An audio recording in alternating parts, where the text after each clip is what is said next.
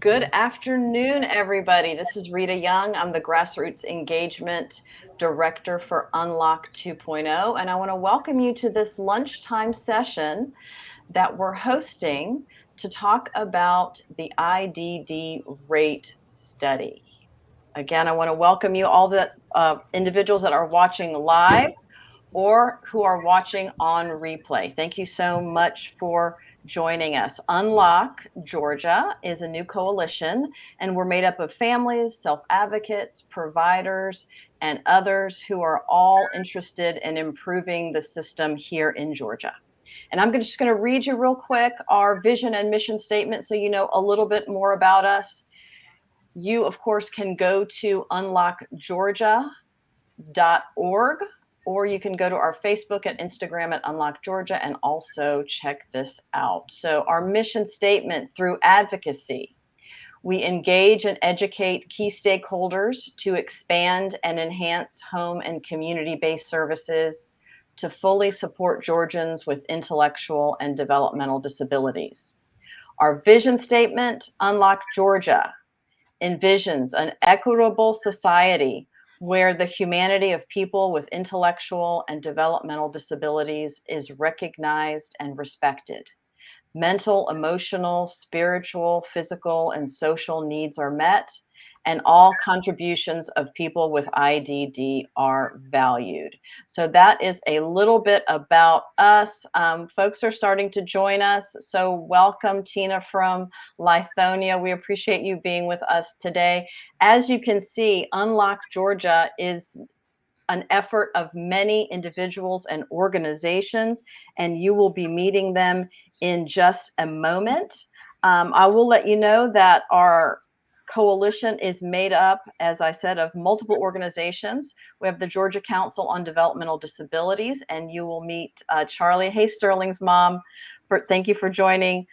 Uniting for Change.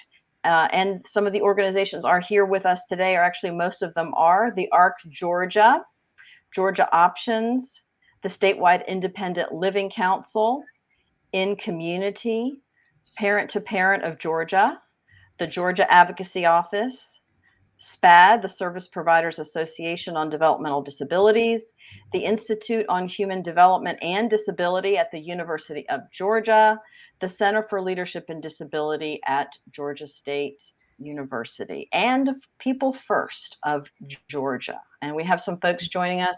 It's 12:03 again. Thank you so much, Stephanie, and others who are joining. I want to just get into why we are here. We are here because we found out in May, early May of this year, that Governor Kemp basically vetoed and or stalled the IDD rate study moving forward. So this is about a $107 million item that has been stalled and that we were all counting on in order that direct support professionals can get the wages that they deserve. Of course, it's not perfect, but it's getting us in the right direction. And so we are here because we are worried, we're concerned, and we need your help, frankly. Yeah. So again, thanks folks for joining us. So we want to talk a little bit about this rate study and things that are going on behind the scenes. So Charlie and Rena, is there anything that you all want to add from your perspective that folks may not know about? Yes, thank you, Rena. Thank you, Rita, so much for having us a part today. Hi, y'all. My name is Charlie Miller. I am Legislative Advocacy Director here at the Georgia Council on Developmental Disabilities. We have been really working very hard to try to get uh, uh, a, a a some movement along the DSP work that we have in Georgia. Currently, we are meeting with legislators and talking with our governor's staff around this issue, and to see how we can keep this moving forward. Along those lines, we are also meeting with individual legislators all in their home areas with advocates and DSPs to really make sure the disability community is in the forefront of their mind right now. We are very hopeful to have really good movement coming up in this upcoming legislative session, but this all could be possible unless we all work together with self advocates and direct support professionals here in the state of Georgia. I also wanted to add that Unlock drafted a letter to the governor and the governor's staff and multiple legislators explaining the purpose why we need the governor to put in the language about the rate study, where that is in the process. Because if the governor says to disregard the rate study, then that stalls the process of it even going to Medicaid for approval. So we need the governor to bless the language in order for the rate study to then be sent to Medicaid to be approved, which will take several months. So the disregard of the language sets the process back by, am I correct, by a year, up to a year? So, and we don't have that time. We have zero time to wait. So we need everybody to come together and help the legislators understand the purpose and the process and the critical need for DSPs to be able to be paid a living wage and not just the minimum, right? So that's what Unlock is working towards, and we're all united on this issue. Thanks so much, Rena. Thanks for referencing the letter. If folks want to read the letter that we sent to the governor in June, you can go to unlockgeorgia.org and you'll see the letter that's posted on that first webpage. So yeah, so this is an important issue. And as you can see, we've all come together as different advocacy and statewide organizations. So I want to introduce you to more of the folks that are on the steering committee and steering team, and there may be some that are in the chat as well, and I'd love to give you a shout out. I can't see everyone's name, but if you will let me know your name, I'm happy to do that as well. So as we think about this IDD rate study, we want to just talk about its importance. So I'll start with Sandra Wilcox from Uniting for Change. Sandra, why is this rate study important to you as a self-advocate? Well, why is it important to me? Because, it's important to, keep advocating for what you want for your services, such as waivers, not the now comp waivers in wages. Absolutely. And you bring up another point. We're focusing today on the IDD rate study mostly, but we certainly don't want to forget at all about the waivers as well. Are DSPs important to you, Sandra? Yes, ma'am, they are. They're very important to me. And would you feel that they might need a raise? Yes, ma'am, I surely do. I most definitely do.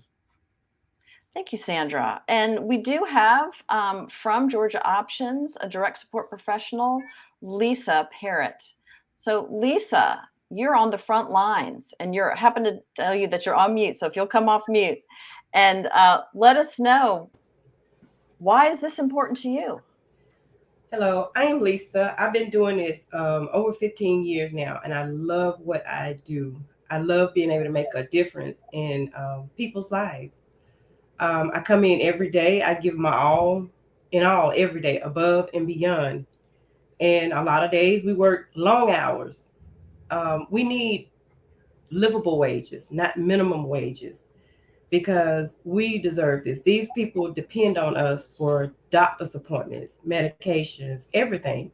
We make it possible for these people to have a quality of life.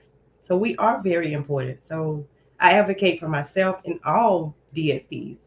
We deserve a better or, a livable wage. Absolutely. And we value the work that you do. Pam, what about you? You wear a couple of hats as a family member and also an executive director. Tell us a little bit about, why you think this is important.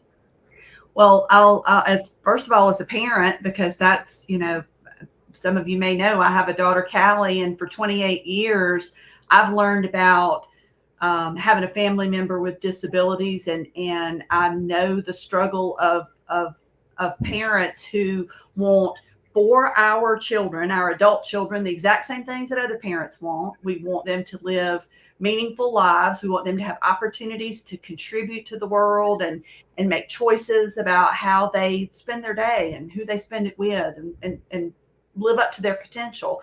And then the other thing is, I don't want to always have to worry about what's going to happen when I'm not around. That's every parent's biggest fear is, okay, I did, we went through therapy as a child. We did the school system. We did all these things. And then my daughter becomes an adult and she's living on her own with the support of DSPs. What happens if they go away and I'm not here to, so that's why the rate study is so important to me. Number one is because I know my daughter has a real life now because she has DSP support, and I don't have to worry about what her future will look like. And then as from Georgia Options perspective, I have people like Lisa, who I know really do make the difference in somebody being able to live a real life or not. And DSPs deserve to be paid as the professionals that they are. This is not babysitting. Absolutely. And thank you, Naomi, for joining us. We're getting some good feedback in the chat. Jose and Ryan, we'll start with Jose and then Ryan. As providers, why is this so important to you? Yeah, welcome everybody. My name is Jose Delgado, Chief Operating Officer of In Community, but also emergency medicine physician. And I'm going to echo what everybody has already said. Direct support professional turnover significantly impacts both human service providers like In Community and people with intellectual and developmental disabilities. But in addition, DSP turnover also impacts people's health and safety. People who experienced DSP turnover had more emergency room visits, experienced more instances of abuse and neglect, and had more injuries than people who did not experience DSP turnover. And research continues to show that extended tenure of DSPs can help promote the health and safety of people with IDD. So let's get our healthcare heroes paid. Absolutely. What about you, Ryan?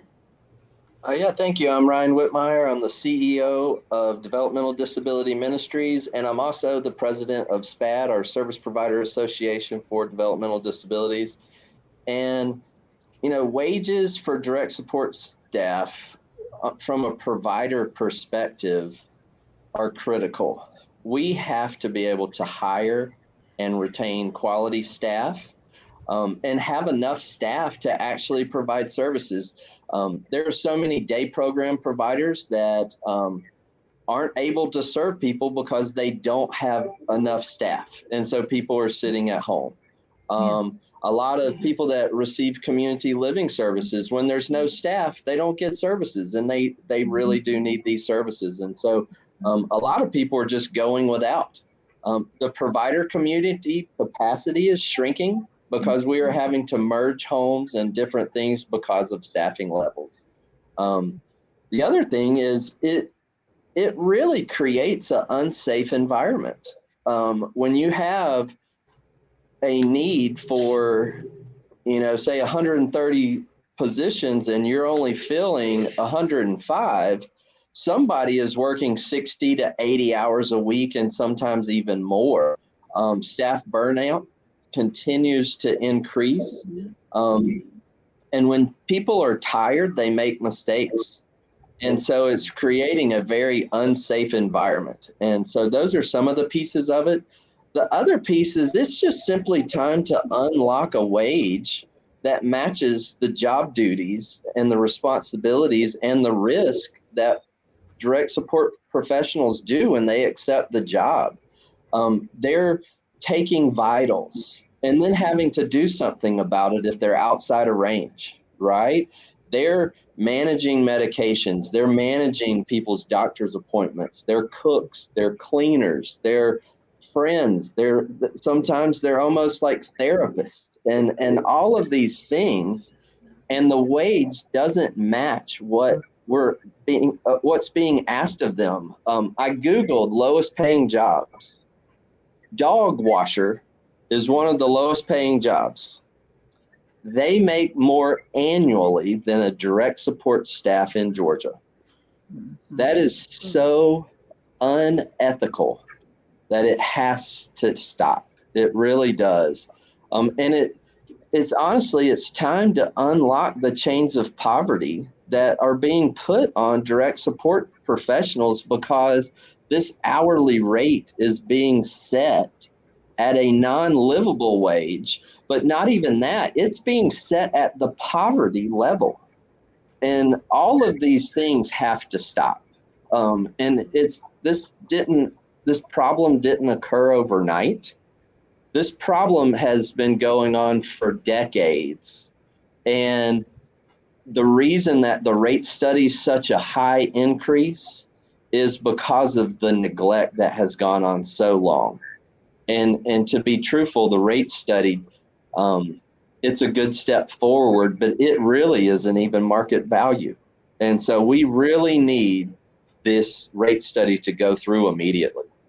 Thank you so much, Ryan. I just want to, Karen from Parent to Parent, who's also a steering committee member, families will continue to have difficulty finding qualified caregivers if they're not paid enough. Thank you so much, Karen. Also, the Statewide Independent Living Council, thank you so much. DSP Care for Our Loved Ones. They should be compensated for the valuable work they provide. Thank you so much for those comments. We have others as well. I'm just going to show one more from a mom that's not able to pay more than $10 an hour and is having difficulty.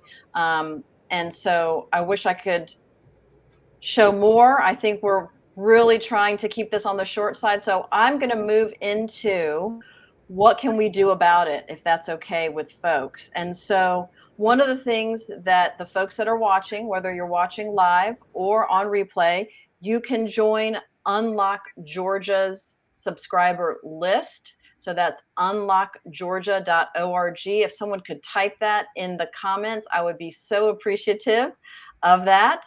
So that's one thing you can do. That's one easy thing to do. Again, we're talking about the IDD rate study, but we don't want to forget the waivers either. So we want to make an appointment with our legislator this summer to speak to them about it. Yes, we're getting a really long head start. The legislative session doesn't start till January. But folks, all types of other issues, individuals that represent other issues are meeting with legislators. We want this issue to be top of mind for our legislators so that they don't forget about it. We don't want to wait all the way until January to start talking to legislators. Okay, so make an appointment. We're also asking advocates to shoot a 30 to 45-second video.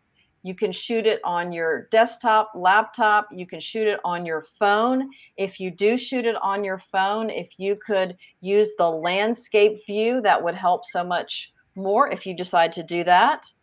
And talk about why DSPs need a better wage. You could, if that is certainly everyone's issue. You could also, if you could say, Rita, well, I'm on the waiting list and I don't, this is not quite my issue. Then you could talk about the waiting list and waivers and why we need more waivers. Today, again, we're focusing on the IDD rate study. If you're a self-advocate, we ask you to hold up a sign that says, unlock my services sometime during the video. If you are a DSP, unlock my profession. I hope y'all can see that. Okay. Thank you. If you are a family member, oh, folks, unlock my future. And if you're an IDD provider, unlock these wages. Okay? So at some point in the video, if you could handwrite that, it could be on a piece of paper, an index card, a Post-it note, whatever is available to you. Remember to say the name and the city in which you live. If you can, please pick a place with good lighting, and don't worry if it's not perfect, right? We want you to send something, and we'll ask you to send it to the phone number of 404. I think I can type and talk at the same time, 919. So you'll text it to me, 8929. Okay. So you'll text it to me. If you have trouble texting it, you can send it to my email address. If you have any trouble doing, so you have a way to contact me via text or email. We want to challenge ourselves to get at least 50 pieces of content here. And our deadline to get the videos will be August the 31st. Would you all like to see a sample video that we might show you? Who will be our legislators? That is an excellent question, Sandra, and you can reach out to me and I can help you find who those legislators are. Yeah. Okay. Yeah, please do. And Okay. just email them to me. I will absolutely do that. Let me show you a sample. Again, we want you to unleash your creative ability. It can be as simple or as creative as you would like it. Here's one from Ryan. It is time to unlock the rate study that clearly shows that Georgia is underinvesting in the IDD community, and it is time to unlock a better life for the people we serve and the people that support them. Okay, so folks, you have a bit of an idea of what it might look like. Again, be creative, but don't worry if it's not perfect. Rewatch this video. Join our Unlock Georgia subscriber list. We're going to send out instructions as well as some sample videos.